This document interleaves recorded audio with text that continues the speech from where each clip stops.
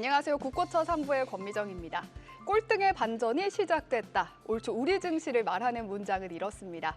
지난해까지만 하더라도 주요 증시 가운데 상승률 거의 꼴찌를 기록했던 한국 시장이 올해는 상승률 1위와 2위를 다투고 있는데요. 코스피는 무려 5거래일 연속 상승하다가 금요일에 쉬어갔고요. 코스닥도 7거래일 연속 상승하다가 금요일에 쉬어갔습니다. 그런데 지난해 워낙 많이 되었기 때문일까요? 아직까지는 환호보다는 의심을 하고 있는데요. 시장에 대한 고민들 오늘 이현상 파트너와 함께 나눠보시죠. 이현상 파트너와 함께합니다. 안녕하십니까? 네, 안녕하세요. 네, 안녕하십니까? 그래도 정말 오랜만에 오프닝을 이렇게 밝은 표정으로 시작을 하는 것 같습니다. 그래요? 네. 항상 밝았는데. 제가 사실은 연말 동안에 네네. 하반기 시장이 너무 안 좋아가지고 좀 웃고 싶어도 네. 좀 웃기가 죄송스러울 정도로 그렇죠. 그런 시장이었는데요. 이번 주 조금 이제 희망을 가져볼 만할 때일까요? 새해 들어서 시장 분위기가 조금 좋아지고 있죠. 사실 우리가 그동안에 연말에도 얘기해드린 거. 이런 역대급 위기가 결국에는 역대급 기회가 될 것이다. 그러면 사실 오늘도 할 얘기가 많습니다. 잠시 뒤에 해보시죠. 네. 지난주에 파트너님이 이제는 시장이 바닥이다. 여기서 네. 황금 바닥을 한번 잡아보자 이렇게 말씀을 맞아요. 하셨는데 네. 정말 바닥에서 올라가고 있는 듯한 희망이 가득한 시장입니다. 그러면 미국 시장부터 이야기를 해보겠습니다. 미국 시장은요, 우리 시장이랑 조금 분위기가 다른 것 같습니다. 맞아요. 연말에 뭐 산타가 왔느냐 말았느냐 이 산타에 대한 부재 여부부터 시작을 해서 이번 주, 그러니까 올해 들어서는 상당히 좀 지지부진한 모습이 나타나고 있는데요. 미국 시장 정리를 좀 해주시죠. 자, 그동안에는 사실 굉장히 부러웠던 시장이지만 네. 최근 들어서 좀 무겁다는 의견을 계속해서 좀 드리고 있습니다. 그러니까 미국 시장도 좀 신선한 호재들이 좀 많이 빠졌고 그다음에 기대감도 좀 많이 좀 줄어들었고 뭐 특히 트럼프 2기가 이제 곧 시작이 될 것인데 그 기대감도 상당 부분 미리 반영한 것이 아니냐 이렇게 싶습니다. 이번 한 주 동안의 미증시 분위기는 뭐 전체적으로 조금 제자리에서 좀 다운되는 그런 분위기였죠.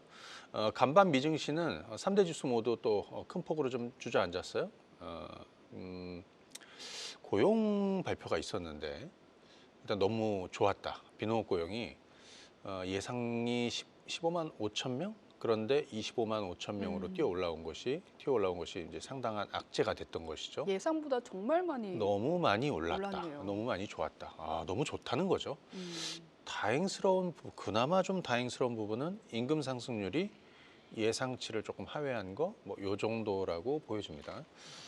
자, 곧바로 시장이 반영을 했어요. 뭐 증시는 빠졌고 미국채 10년물 제가 4.7을 넘어서면 좀 위험 신호가 나올 수도 있다. 경계 신호가 나올 수도 있다. 이런 말씀을 드렸는데 4.7을 그냥 훌쩍 넘어서 4.78까지 올랐습니다. 그러다 보니까 기술주 뭐 할 것 없이 거의 대부분 종목군들이 좀 하락을 하는 뭐 그런 하루였는데요. 잠깐 한번 그림을 한번 보도록 하겠습니다. 다우존스 산업지수 한번 보시죠. 전체적으로 최근에 제가 미국 증시를 어떻게 보고 있냐면 뭐 그런 얘기 좀 많이 들었어요. 근래 들어서는 신선한 호재가 좀 빠지면서 경계감이 조금 생기고 있는 시장이다.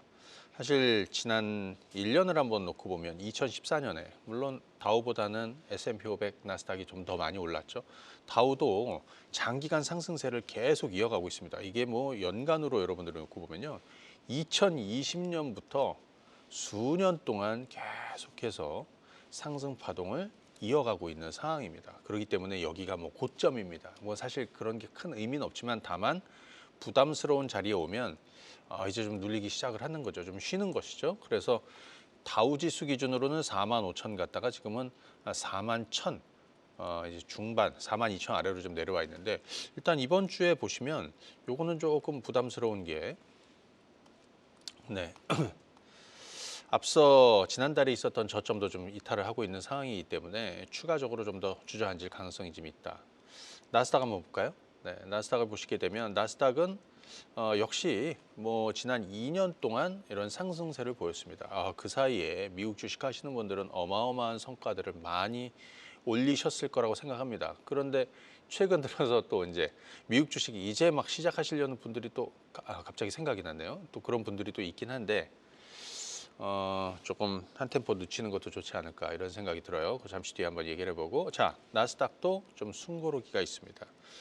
지금 보시게 되면 이번 한 주 동안에도 혼조세를 보였습니다. 한 2만 선에서는 계속해서 경계감이 만들어지고 있고 낙폭을 좀 줄이긴 했습니다. 그래서 낙폭을 좀 줄여서 1.6%로 떨어진 거 하락 마감했는데 역시 가장 부담이 되는 거는 뭐 미국채 10년물도 너무 가파르게 또 올랐다. 거의 4.8에 4. 거의 5% 향해서 간다는 얘기라 다름없으니까 굉장히 부담스러운 부분이었다. 이렇게 볼 수 있겠고요. 지금 미국채 10년물 한번 보겠습니다. 여기 보시면 이렇습니다. 4.7, 7. 예. 제가 4.7을 이제 계속해서 얘기해 드렸어요. 4.7을 넘어가면 위험 신호가 나올 수도 있다. 그러면 이 4.7을 넘어서 어디? 윗단에 거의 5% 가까이 윗단이 열린다라는 거니까 이거 굉장히 부담스럽죠. 과거에 우리 5% 가까이 갔을 때 뭐 실리콘뱅크라든지 은행들이 좀 안 좋았던 모습도 좀 보여줬던 이런 상황이기 때문에 이 부분은 굉장히 좀 부담스럽다 이렇게 생각이 듭니다. 이거 제가 HTS를 다시 한번 연결을 좀 해보도록 하겠습니다. 사실 국채가 음.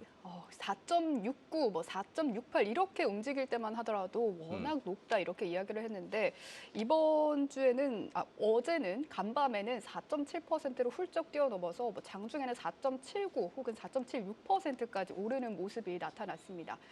국채 금리가 이렇게 오른 게 정말 오랜만이라고 하는데요. 정말 우려스러운 상황이고요. 자, 그러면 이제 상방이 열렸다 이렇게 평가를 해도 되는 걸까요? 네. 국채 금리? 일단 4.7이 좀 열렸다.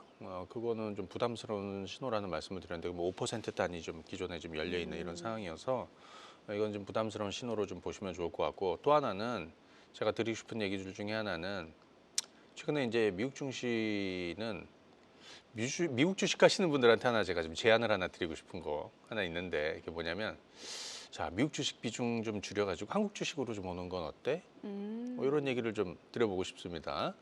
네, 일단 미국 시장은 그동안에 사실 굉장히 많이 가파르게 올라서 뭐 소위 대형주, 뭐 빅테크부터 해갖고 중소 라인이나 소형주까지 거의 전반적으로 사실은 상당한 시세를 많이 줬어요. 예를 들어서 미국 시장이 이렇게 호황이라고 해서 지금 미국 주식을 뭐 그동안에 해왔던 분들은 워낙 성과를 많이 냈고 하지만 미국 주식 이제 준비하시는 분들은 개인적으로 좀 죄송스럽지만 좀 조심스러운 접근이 필요하다라는 말씀을 드리고 싶습니다. 너 그런 얘기 하는 거야? 이제 시작하시는 분들은 지금 환율도 좀 우호적이지가 않아요. 환율 너무 비싸. 네. 왜냐면 달러로 바꿔 달러로 거래를 해야 되니까. 예. 그렇기 때문에 이런 부분도 조금 감안을 해서 여러분들이 보셔야 된다. 물론 미국 주식들 중에서도 지금 저점에 있는 것들도 있을 수 있습니다. 먼저 빠져가지고 그죠? 또 그리고 계속 또 그 시장은 우리가 고점인 것 같아 해도 또다시 고점을 아이고 넘겨버리니까요. 자 뭐 그렇습니다. 그렇기 때문에 지금 뭐 미국 시장을 뭐 다 그만두셔야 되고 이런 게 아니라 하시는데 한국 주식도 상당히 저평가돼 있으니까 이쪽도 한번 관심을 가져보시고 다만 이제 접근하시는 분들은 좀 환율이 우호적이지 않으니까 미국 주식 이제 시작하시려는 분들은 조금 기다렸다 하시는 게 좋겠다 이런 말씀을 드리고요. 몇 종목 한번 보여드리도록 하겠습니다. 첫 번째 볼 종목은 항공주 좀 보겠습니다. 간밤에 미국 주식에서 항공주들이 많이 올랐어요. 왜 올랐을까요? 연말도 일단 지났는데. 이쪽은 이런 거죠. 우리는 실적이 좋다, 실적이 잘 나왔다 그러면 어때요? 올랐다가 빠지는 경우가 많아요. 근데 여기는 실적이 잘 나왔다 그러면 그대로 반영을 하더라고요. 여기 DAL, UAL, AAL은 델타 항공, 유나이티드 항공, 아메리칸 에어라인입니다. 이 중에서 뭐 사실 유나이티드 에어라인이나 아메리칸 에어라인은 제가 작년부터도 굉장히 밀어드렸고 지난 11월에도 이 항공주들을 추가적으로 좀 더 상방이 열려 있다는 얘기를 이 시간 통해서 드렸으니까 한번 볼게요. 자, 델타 항공인데 지금 보시게 되면 거의 이제 70달러 상황으로 가고 있습니다. 간밤에 한 9% 올랐어요. 미국 주식이 대부분 떨어졌는데 일단 뭐 실적 좋다. 근데 제가 볼 때는 그 분위기를 좀 더 이어갈 것 같습니다. 자, UAL 한번 보겠습니다. 유나이티드 항공. 작년 8월 달에도 바닥을 한번 말씀드리고 제가 지난 11월에도 여기에서도 항공주들 얘기를 좀 드렸는데 좀 더 오를 것이다라는 얘기입니다. 물론 지금 이제 UAL도 100달러 넘어서서 뭐 좀 부담스러울 수도 있지만 항공주들은 계속해서 상승 흐름을 가고 있다. 다시 100달러 아래로 내려가는 상황이 만들어지면 그때가 조금 뭐 경계해야 되는 상황이 아니냐 이렇게 싶고요. 지난 11월에 제가 이 항공주들 중에서 후속주라고 가장 덜 오른 거를 말씀드린 게 뭐냐면 아메리칸 에어라인이었죠. 그 지난 11월이면 이쯤 됩니다. 한 14달러, 15달러 정도 되는데 항공주들 중에서 가장 덜 올랐다. 이때 같이 지난 11월에 같이 말씀드렸던 거 있죠. 소위 제가 좀 좋아하는 쪽인데 항공 크루즈. 그래서 작년에도 굉장히 많이 소개를 드렸는데 크루즈 쪽에서도 RCL, 로얄 캐리비안 베이가 로얄 캐리비안 크루즈가 굉장히 마주 올랐는데 그 후속은 가장 덜 오른 CCL이 될 것이 카니발. 그러면 항공 쪽에서는 UAL, 유나이티드 항공이 가장 많이 올랐는데 가장 덜 오른 건 아메리칸 에어라인이다라는 말씀 드려서 그때가 얼마예요? 14달러, 15달러 정도 됩니다. 자, 그러면서 16달러, 17달러 넘어섰고 지금은 19달러 정도 수준이 되고 있는데 좀 더 오를 거라고 생각이 듭니다. 기본적으로 20달러 이상 갈 것이다. 예, 보시면 되겠고요. 자, 그 다음에 엔비디아 한번 보도록 하겠습니다. 엔비디아는 왜 보느냐? 엔비디아가 추세를 이런 식으로 무너뜨리게 되면 반도체가 다 죽죠. 시장도 죽고. 자, 일단 뭐 그런 상황은 아니라고 보고 그냥 단기적으로는 차익 물량이 좀 나왔다. CES 기대감에 좀 올라섰고 했지만 그냥 경계 물량이 나왔다. 그래서 엔비디아는 좀 옆으로 횡보할 것이다. 120달러를 하단으로 해서 옆으로 횡보하는 이런 흐름이 좀 예상이 된다 이렇게 말씀을 드리고요. 마이크론 테크놀로지 지난번에 한번 소개를 드렸습니다. 마이크론 테크놀로지 한번 보겠습니다. 최근에 이제 뭐 HBM 관련해서도 좋은 얘기들 좀 많이 나오고 있고 이번 뭐 CES에서도 젠슨왕이 또 마이크론 테크놀로지 얘기 좀 있었고요. 이 마이크론 테크놀로지는 미국 반도체들 중에서 제가 볼 때는 좀 가장 좀 덜 오른 쪽이 아니냐 이렇게 싶습니다. 지금 100달러 아래인데요. 99달러 정도 됩니다. 이 직전 고점이 한 150달러 정도 되는데 대략 90달러에서 윗단은 좀 열려 있는 이런 쪽으로 보시면 되겠다 말씀을 드리고요. 테슬라 한번 보겠습니다. 테슬라는 제가 지난 10월 달에 바닥을 잡아드리면서 반년을 투자하십시오라고 했습니다. 6개월. 지금 이제 한 석 달 정도 되고 있습니다. 대략 한 250달러 정도에 가장 많은 분들이 접근하셨을 거라고 생각합니다. 근데 500달러 정도 갔다가 지금은 390인데 제가 400달러 아래에서는 저가 매수가 좀 들어올 것 같다. 지금 이제 약간 그런 흐름으로 좀 보고 있습니다. 그런데 테슬라도 주가가 여기 지난 2달 동안 얼마 올랐어요? 100% 올랐습니다. 그러면 옆으로 조금 쉬는 기간이 좀 필요해 보입니다. 기간 조정. 그래서 대략 한 350달러를 하단으로 놓고 그 이유는 뭐야? 미국 증시가 좀 흔들릴 수도 있기 때문에 대략 하단 한 350 정도로 놓고 350에서 400 정도를 흘러가면서 결국에는 다시 상승 시도를 하지 않을까. 계속해서 장기 투자 의견을 계속 드립니다. 자, 또 하나 좀 주목해서 볼 게 최근에 우리 바이오주들도 좀 살아나고 있죠.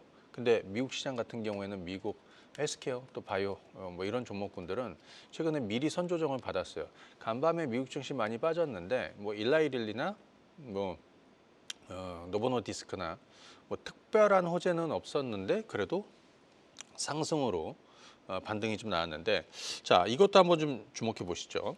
아스트라제네카입니다. 아스트라제네카는 작년 2월, 3월에 제가 바이오텍 전성시대가 앞으로 열릴 거고 아스트라제네카 항암제 시장을 좀 주목하면서 접근을 해야 됩니다라고 말씀을 드렸고 그때 주가가 대략 한 60, 70달러 이런 수준이었습니다.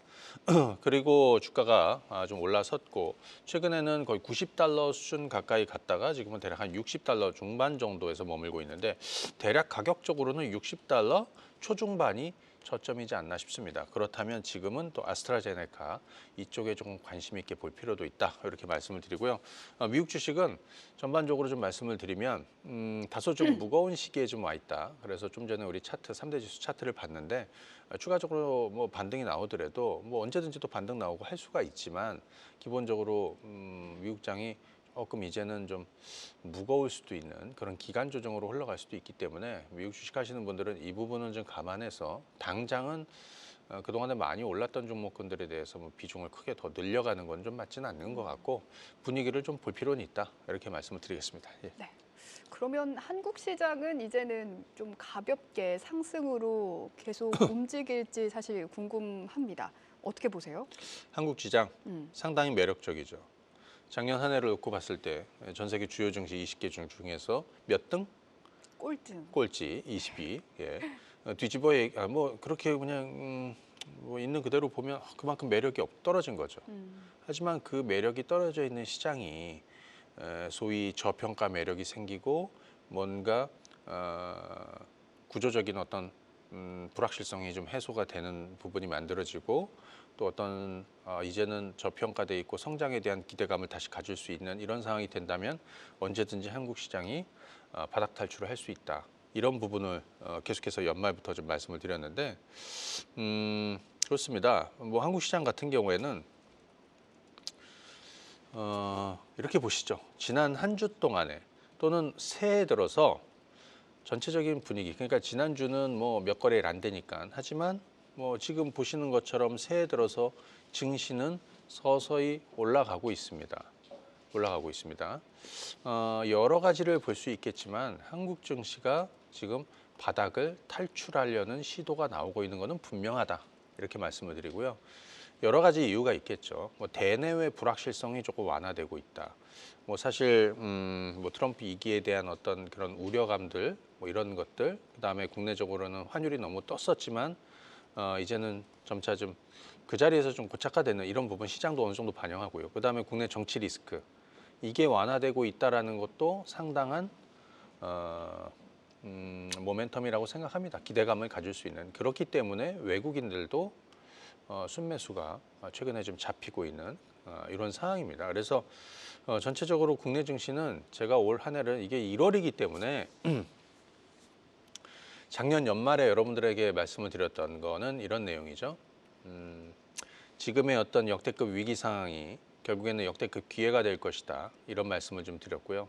증시가 바닥에서 이제 탈출하게 될 것이다. 그리고 자금도 다시 국내 증시로 조금 이동할 수도 있겠다. 뭐 이런 부분을 좀 말씀을 드렸습니다. 그래서 이런 부분은 증시에서도 또는 뭐 외환시장이나 이런 쪽에서도 조금 보여지고 있는 이런 상황이고요. 그래서 결국에는 한국 증시는 지금 바닥을 탈출하고 있다. 이렇게 여러분들 보시면 좋겠고요.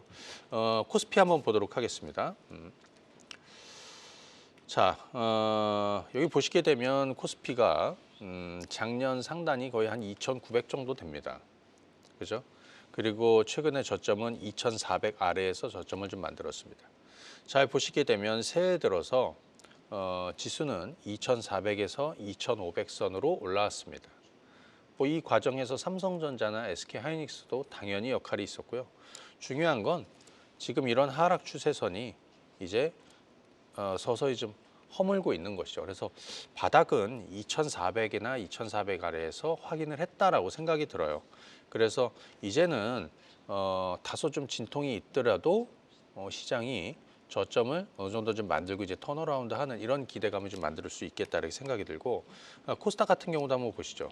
코스닥도 사실 지난 12월이 가장 부담스러웠습니다. 그죠? 가장 부담스러웠습니다. 뭐 정치 리스크, 그죠? 뭐 이런 부분이 또 환율이 튀면서 증시도 급락을 했고 그러다가 급반등이 나올 때는 굉장히 강하게 들어왔었고요. 그 다음에 조금 쉬었지만 다시 그래서 새해 들어서는 코스닥도 이만큼 굉장히 강하게 올라오고 있습니다. 많은 종목군들, 섹터 종목군들이 순환하면서 상승하는 흐름도 좀 보여주고 있는데 기본적으로 국내 증시도 바닥 탈출 시도를 계속해서 해 나간다. 그래서 올해를 시장을 놓고 보면 전체적으로 상저하고의 이런 흐름으로 가지 않을까. 그래서 여기에 저는 시장의 변동이 생기고 뭐 지난 2주 동안 주식 비중도 상당 부분 가져가고 있습니다. 예. 조정 시에 또 비중을 좀 늘려가는 전략이 맞겠다 이렇게 싶습니다. 그리고 지난주에 제가 두 가지 섹터를 말씀을 드렸어요. 반도체하고 바이오. 반도체하고 바이오로 두 가지만 말씀을 드렸습니다. 왜냐하면 한국 증시가 이렇게 살아날 때는 큰 자금들이 들어와서 살아날 때는 주도 섹터가 있죠. 예를 들면 로봇이 주도 섹터야? 그건 아니라고 봐요. 그냥 강한 테마죠. 뭐 엔터주가 주도 섹터야? 그렇진 않죠. 뭐 재건주가 주독세 그건 아니에요. 그쪽으로 자금이 많이 몰리는 거죠. 결국에는 큰 자금이 들어와서 전체 시장을 끌고 올라가면서 그런 주도 섹터는 사실 정해져 있습니다. 반도체. 볼륨이 정해져 있죠. 뭐 전체 시총이 한 500조 정도 됐었는데 조금 줄어들긴 했지만 그다음에 뭐 제약바이오 견줄 수 있는 뭐 반도체의 한 절반 정도 되는 시총 사이즈를 가지고 있고 그다음에 2차 전지 그 중간 정도 이런 쪽이 살아나야 전체적으로 살아나는 건데 그래서 제가 지난주에 무슨 얘기 들었냐면 반도체는 바닥에 있다. 그리고 바이오는 바이오텍 전성시대가 계속 진행형입니다. 좀 탄력이 조금 빠져 있다 하더라도 그래서 이 두 가지에 계속해서 집중하면서 그 외 섹터들로도 순환을 하죠. 전날 같은 경우에는 뭐 엔터도 올랐고 뭐 또 재건주들 좀 올랐고 뭐 여기저기서 움직이는 거는 뭐 매매하면서 따라가더라도 큰 흐름상에서는 묵직한 투자를 할 때는 지금 이쪽을 좀 보셔야 되지 않나 싶습니다. 그래서 첫 번째는 반도체를 한번 좀 보도록 할 텐데 자, 첫 번째 삼성전자 한번 보시죠. 자, 삼성전자는 지난 2년 동안 제가 두 번의 매수 의견을 드렸고 한 번의 매도 의견을 드렸습니다. 지금이 반도체가 바닥이란 얘기죠. 자, 한번 보시죠, 여러분들. 2023년 1월입니다. 여기가 2023년 1월입니다. 날짜가 잠깐만요. 이렇게 좀 맞춰드리면 2023년 1월에 2023년 1월에 반도체 장기 투자를 시작하시라고 했습니다. 대형주로는 삼성전자, SK하이닉스를 바닥 투자를 시작하셔서 얼마? 1.6. 1년 반 동안 투자하시라고 그랬습니다. 근데 아이러니하게도 딱 1년 반 뒤 작년 7월에 저는 고점이다라는 말씀을 드렸습니다. 그래서 삼성전자, SK하이닉스를 매도하시라는 의견을 드렸죠. 그리고 최근에 삼성전자 그리고 지난주에 SK하이닉스 매수 의견을 또 이 시간 통해서 드렸습니다. 자, 그 얘기는 뭐냐면 저는 반도체를 바닥으로 놓고 보고 있다라는 거죠. 반도체. 뭐 일단 뭐 그동안에 가장 반도체 해야 되는 이유가 뭐야? 뭘까요? 바닥이니까? 아유, 아주 정답을 얘기해 주셨습니다. 우리 고미정이 그냥 진짜 정답을 내가 아주 얘기하려는 정답입니다. 뭐 여러 가지 이유가 있죠. 뭐 피지컬 AI라든지 아니면 뭐 여러 가지 뭐 최근에 뭐 브로드컴도 뭐 삼성이나 SK하이닉스에 뭐 러브콜을 보내고 에이식 반도체 그러니까 HBM이 아니더라도 침투할 수 있는 뭐 앞으로 이 시장이 많이 열리게 될 텐데 일단 가장 뭐 다 떠나서 가장 중요한 건 너무나 싸다라는 것 같아요. 저평가 바닥이라는 것 같아요. 그래서 삼성전자 그랬고요. 자, 이 SK하이닉스 한번 보실래요? 그리고 좀 전에 삼성전자 같은 경우에는 사실 실적 안 좋았죠. 네. 근데 그거 불확실성을 벗는 겁니다. 그죠? 예. 자, SK하이닉스 말씀을 한번 들어보도록 할게요. SK하이닉스는 2023년 1월에 똑같이 자, 이때 뭐가 있었습니까? 그 전에 너무 안 좋았죠. 그러다가 감산 발표를 합니다. 그죠?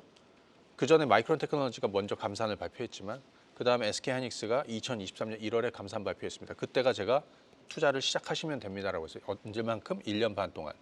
그래서 이때 주가 얼마였습니까? 8만 원대였습니다. 그것이 25만 원까지 갔던 거죠. 작년 7월에 얘가 7월입니다. 예, 제가 7월 첫째 주, 둘째 주, 셋째 주 한 3주 동안 계속해서 삼성전자, SK하이닉스를 팔아야 된다. 그리고 어디로 가라고 그랬죠? 바이오. 그렇지. 삼성 바이오로직스로 가야 된다라는 말씀을 드렸죠. 삼성 바이오로직스는 당시에 70만 원대에서 100만 원대까지 올라왔고요. 자, 그러면 SK하이닉스도 2023년 1월에 매수 의견을 좀 드렸고 투자 의견입니다. 길게 가시라고. 그다음에 여기 작년 7월에 매도. 그리고 나서 주가가 좀 떨어졌다가 횡보를 오래 했는데 그 사이에 제가 지난주에 똑같이 얘기해 드리는 거예요.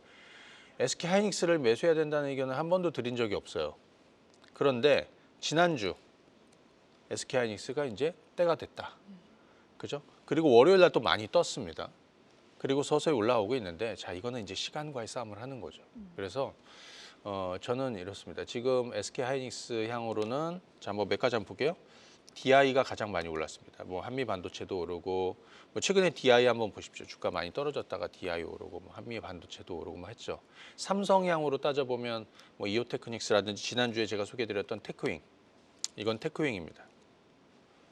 한 주 동안에 계속 올라오고 있습니다. 주가를 장기전으로 보면 어때요? 굉장히 오랜 시간 떨어졌죠. 그죠? 그래서 반도체 관련해서도 뭐 HBM, 그다음에 뭐 오사트, 그다음에 뭐 또 뭡니까? 뭐 디자인하우스라든지 뭐 또 장비 업체라든지 소부장 관련한 뭐 이런 종목군들에 대해서 굉장히 낙폭이 컸던 종목군들이 많아서 올 한 해를 놓고 봤을 때는 관심 있게 보셔야 된다라는 말씀을 좀 드리고 싶고요. 여기에서 한 몇 가지만 한번 간단히 좀 말씀을 드려볼게요. 삼성전자 관련해서 삼성이 지분 투자한 반도체주들이 있죠. 뭐 예를 들어 로봇 관련해서는 최근에 뭐 레인보우 로보틱스가 엄청 떴잖아요. 삼성이 지분 투자한 회사들 한 세 가지 정도만 볼까요? 첫 번째 YC. 지분을 11.7%인가요? 가지고 있습니다. 11% 정도 가지고 있습니다. 작년에 22,000원까지 올랐다가 여기까지 좀 내려왔습니다. YC. 네. HBM 테스트 장비 업체 YC. 지금 보시면은 대략 한 2만 원에서 한 절반 빠졌어요. 50% 조정 받았거든요. 지금 10,000원 정도 되거든요. 이제 돌아가는 자리라고 보여집니다. YC. 두 번째 SNS텍. EUV 관련해서 SNS텍도 잘 보십시오. 장기간 낙폭이 굉장히 크죠. 6만 원대 있다가 2만 원대까지 떨어졌다가 이제 한 3만 원 가까이 좀 올라오고 있는데 지분 8%, 8.1%를 가지고 있습니다. SNS텍. 전부 다 바닥에서 돌아가는 막 그런 느낌이죠. 그다음에 FST. 시각공정의 칠러, 그리고 EV 관련해서 이 FST도 지분 7%를 가지고 있습니다. 4만 원대까지 올랐다가 이 주식이 2만 원 아래에서 반토막 한 60% 정도 주가 떨어졌다가 지금 이렇게 움직이고 있습니다. 저는 개인적으로 이들 종목군들 또 반도체, 뭐 장비라든지 뭐 소재, 뭐 관련하는 회사들이 대부분 지금 바닥이라고 보여지고 그 사이에 지난 한 주 동안에 많이 올랐던 종목군들이 있어요. 그 종목군들 외에도 지금 바닥권에 있는 관련한 종목군들을 좀 관심 있게 그리고 올해는 반도체를 해야 된다 이렇게 말씀을 드리고요. 그다음에 간단하게 바이오 쪽 몇 가지 말씀을 드리겠습니다. 바이오 쪽에서는 첫 번째 삼성 바이오로직스를 한번 보도록 하죠. 앞서 그 SK 하이닉스, 삼성전자 말씀을 드렸는데 저는 이 바이오텍 전성 시대가 계속해서 진행형입니다. 지금 JP모건 헬스케어가 다음 주부터 이제 시작이 되는데 그 외에 뭐 아스코, 이후에 아스코, 그다음에 월드 ADC 계속해서 이벤트들이 좀 있죠. 근데 그런 거 떠나서 사실 올해도 기술 이전이라든지 또 신약 모멘텀이라든지 뭐 임상 모멘텀이라든지 이런 부분이 시장에서 계속해서 좀 먹히는 이런 상황이 되지 않을까 싶어요. 그래서 다른 섹터도 움직이더라도 바이오가 최근에 뭐 한 두 달 넘게 이렇게 좀 조정을 좀 보였기 때문에 자 한번 보시죠. 삼성 바이오로직스 한번 보겠습니다. 삼성 바이오로직스는 제가 지난 7월 달에 75만 원 정도 수준에서 바닥 투자를 시작하시라고 그랬습니다. 그냥 수년 동안 삼성 바이오로직스 얘기를 안 드리다가 작년 7월에 삼성전자, SK하이닉스 팔아서 이쪽으로 넘어가시면 된다고 그랬고 100만 원 이상 갈 거라고 그랬는데 110만 원 찍고 지금 옆으로 횡보 중입니다. 90만 원 중반에서 대략 한 110만 원 정도 박스로 이렇게 흘러가고 있는데 이 기간을 한번 보세요. 110을 걸쳤던 시기가 작년 9월입니다. 한 3개월 넘게 지금 옆으로 횡보하고 있습니다. 그런데 밑으로 깨지지 않았습니다. 뭐 당연히 안 깨지겠죠. 예. 자, 윗단이 열릴 것이다라고 보여집니다. 이 기간 조정에 대한 보상은 위쪽으로 갈 가능성이 높다 이렇게 보시고요. 그 다음에 바이오주들의 대장 주도 종목군들이 있습니다. 그 종목들 첫 번째 유한양행 한번 보시죠. 유한양행. 이거는 뭐 참 대단합니다. 작년에 우리 뭐 바닥에서 시작해서 엄청난 좋은 성과를 냈어요. 한 6, 7만 원대 시작해서 17만 원까지 갔으니까요. 자, 그런데 최근에 제가 이 시간 통해서 유한양행 상담하고 또 뭐 말씀을 드릴 때 무슨 얘기 드렸냐면 자, 11만 원대 주가가 안 떨어진다. 근데 이 모멘텀이 뭐 여러분들은 뭘 기다리셔야 되냐? 이게 유한양행이 지금 존슨앤존슨하고 리브리반트 그다음에 그 렉나자 병용으로 IB 병용으로 이제 FDA 허가를 받았는데 이 다음 모멘텀은 존슨앤존슨의 그 리브리반트 SC FDA 허가 받는 거 이게 모멘텀이라고 그랬죠. 피하 주사 제형으로 그죠? 이게 유한양행에도 큰 재료가 됩니다. 그래서 이번에 그 데이터 결과도 좀 잘 나와서 오히려 승인 기대감이 상당히 컸다. 그래서 지금 주가가 이렇게 좀 올라오고 있는데 이 종목도 잘 보셔야 됩니다. 아직 끝나지 않은 이런 상황이다라고 보여지고 뭐 리가캠 바이오라든지 뭐 한올 바이오 파마라든지 이런 종목군들도 계속해서 진행형으로 가고 있어요. 하나씩 볼까요? 그림만 한번 보도록 하죠. 이건 리가캠 바이오. 최근에 2주 넘게 차분히 올라오고 있습니다. 한올 바이오만 볼까요? 한올 바이오파마도 이뮤노반트 임상 3상 결과가 이제 나오겠죠. 자, 그 기대감을 좀 반영해서 올라서고 있습니다. 그래서 제가 볼 때는 바이오 쪽도 여전히 진행형이다 이렇게 말씀을 드리고요. 이 시간 통해서 또 궁금하신 분들 또 상담 많이 보내주시고 저도 중요한 순간마다 관련한 얘기들 좀 많이 드리도록 하겠습니다.